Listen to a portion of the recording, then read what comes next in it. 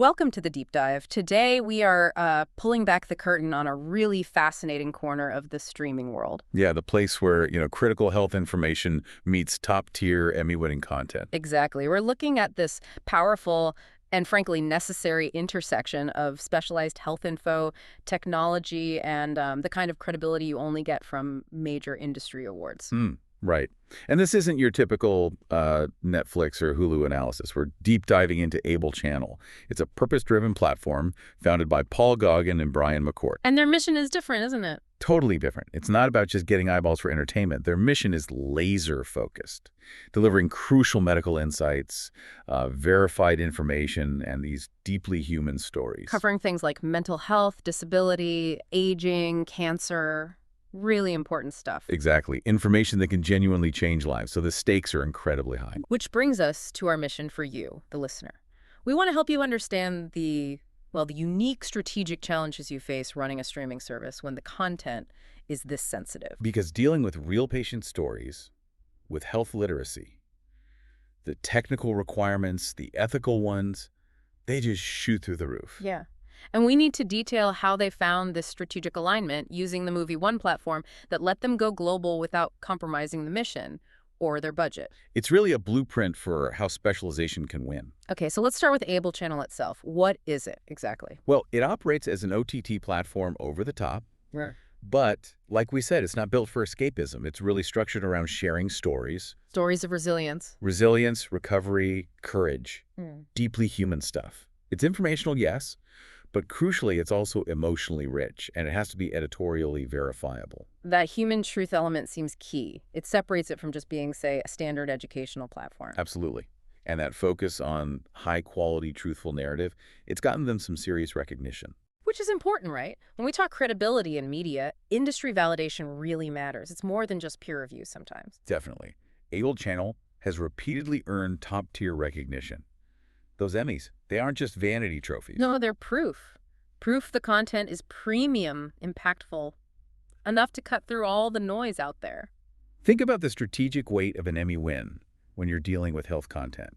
It tells the public that the production values the storytelling, the visuals, the research. It's all top of class. And they got started strong. They did.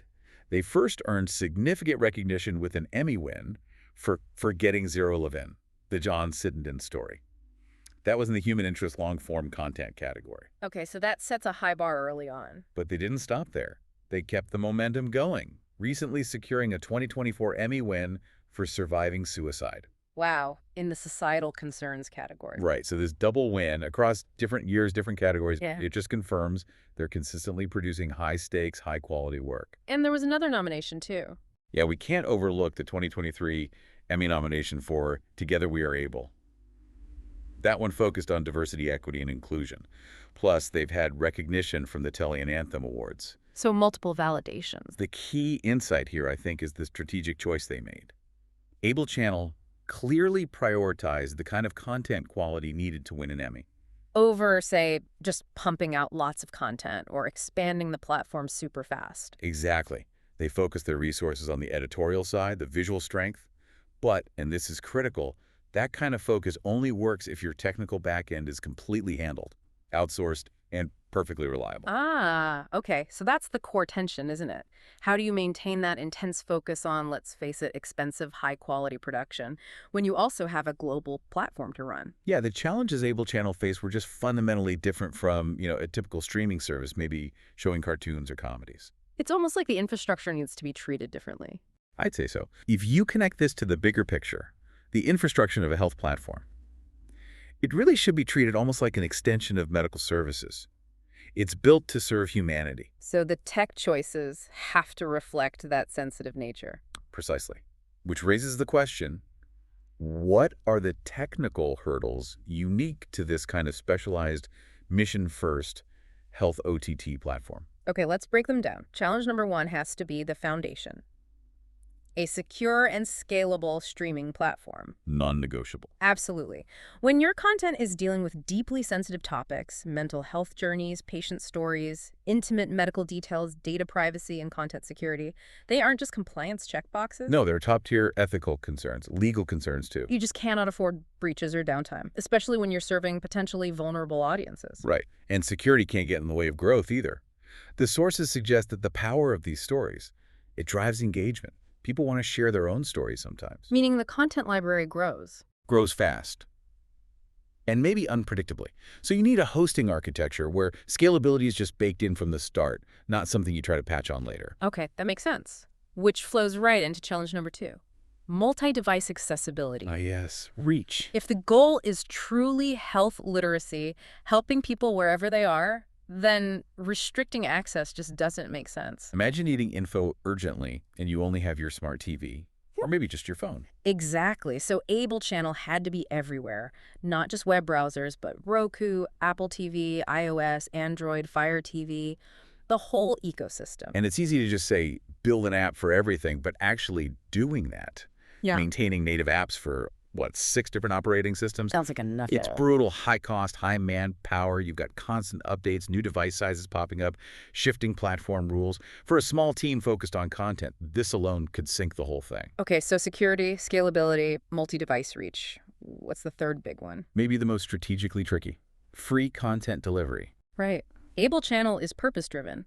They decided this crucial health information had to be free, no subscription fees. Which is admirable, obviously, for their mission, but it creates this huge financial paradox. How would you support global traffic, growing content, secure multi-platform apps without that steady recurring revenue from subscribers? Exactly. It puts immense pressure on the budget. They needed tech architecture that minimized operational overhead like crazy. So enterprise-grade stuff. But at a fraction of the usual enterprise cost. That was the puzzle. Okay, that sets the stage perfectly. High stakes, big challenges, and this is where the strategic partnership with Muvi One comes in. Right. Able Channel needed more than just software. They needed a complete, robust OTT ecosystem, something that aligned perfectly with accessibility, engagement, security, and, crucially, that budget consciousness. They needed a technology partner. Muvi One didn't just offer software. They offered, an escape route from all that technical complexity. They deployed the Muvi One no-code platform solution. And that term no-code is really important here, isn't it? Critical. It provided the robust architecture they needed, sure, but also a user-friendly content management system, or CMS, and the flexibility of a visual designer. Let's unpack that no-code impact a bit more. Because Able Channel was founded by content experts, right? Paul Goggin, Brian McCourt, they're about stories, health verification. Not engineering gurus. Exactly. So no-code meant they could control the look, the feel, the function of their global brand without hiring a big, expensive team of developers just to maintain SourceGAD. So they're basically managing a sophisticated global distribution system with, editorial staff. Pretty much. And that's where the budget efficiency really shines. Okay. And technically, how did Muvi solve those specific challenges we outlined? Well, for the launch, Muvi enabled video-on-demand streaming. That let Able Channel launch a fully branded service instantly worldwide. On the visual designer part. That ensured the websites and apps looked professional, trustworthy, matching the quality of their Emmy-level content. Brand consistency. Got it. And the multi-device nightmare. How do they tackle that? Muvi provided multi-platform content delivery. They used native app templates and their own deployment infrastructure. So pre-built foundations. Kind of. Think of it like this. Instead of Able Channel having to design and code and constantly debug 6 different complicated houses for their content, Okay. Muvi offered a customizable, prefabricated system. It deployed seamlessly across Roku, Apple TV, all the others, hitting that wide audience right away. That makes sense. Huge time and cost saver. Yeah. Now, what about the third challenge? Funding a free service. Right. Muvi deployed specific freemium content monetization protocols. Freemium. So how does that work if users aren't paying? Well, since Able Channel doesn't charge users, this model likely means implementing non-intrusive ways to bring in revenue. Like sponsorships or grants. Could be sponsored educational segments, grants, maybe non-disruptive ads from relevant health partners.